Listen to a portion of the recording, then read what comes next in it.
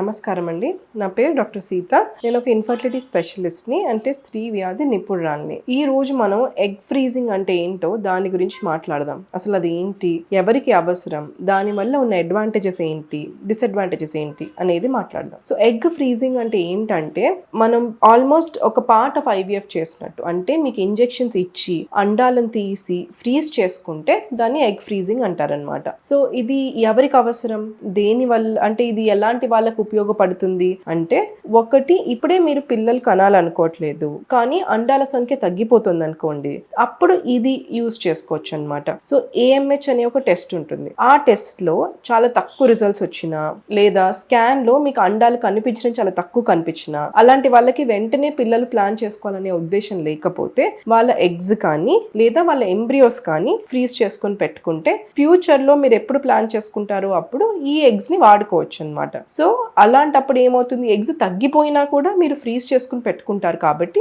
ఇవి మనకి ఉపయోగపడతాయి. నెక్స్ట్, సెకండ్, క్యాన్సర్ వ్యాధుల్లో మనం ఎవరైనా కీమోథెరపీ వాడుతున్న వాళ్ళకి కూడా ఇది వాడుకోవచ్చు. సో జనరలీ క్యాన్సర్ వ్యాధుల్లో కీమోథెరపీ, రేడియోథెరపీ వాడితే అండాల సంఖ్య తగ్గిపోయే ఛాన్సెస్ ఉంటాయన్నమాట. సో అలాంటప్పుడు ముందే ఎగ్స్ ఫ్రీజ్ చేసి పెట్టుకుని దాని తర్వాత ట్రీట్మెంట్ తీసుకుంటే మనం ఈ ఎగ్స్ అనేవి ఫ్యూచర్ లో వాడుకోవచ్చు. 3, కొన్ని డిజీజెస్ ఉంటాయి. ఇప్పుడు ఎండోమెట్రియాసిస్ అనే డిజీజ్ కానీ, లేదా పెద్ద పెద్ద సిస్ట్లు కానీ అలా ఉండి ఓవరీ రిజర్వ్ అంటే ఎగ్స్ నంబర్ తగ్గిపోతుంది అని అనిపిస్తే కనుక అలాంటి వాళ్ళల్లో కూడా ఎగ్స్ ఫ్రీజ్ చేసుకుని పెట్టుకుని మళ్ళీ ఫ్యూచర్ లో వాడుకోవచ్చు. 4వది, ఏజ్ ఎక్కువ అయిపోయిన వాళ్ళకి. సో మీరు 30 ఏళ్ళ కన్నా ఎక్కువ ఉన్నారు, ఎప్పుడు పెళ్లి చేసుకుంటారో తెలియదు, లేదా పెళ్లి డీలే చేసుకుందాం అనుకుంటున్నారు, లేదా పిల్లలు కొంచెం లేట్ చేద్దాం అనుకుంటున్న వాళ్ళకి ఎగ్ ఫ్రీజ్ చేసుకుంటే ఈ అండాల వయసు, అంటే ఈ ఎగ్స్ ఏజ్ అనేది మీ ప్రెసెంట్ ఏజ్ లో లాక్ అయిపోతుంది అనమాట. సో మీరు 30 years కి ఎగ్స్ ఫ్రీజ్ చేసుకున్నారు అనుకోండి, 35 years కి పిల్లలు కన్నా కూడా మనకి అండాల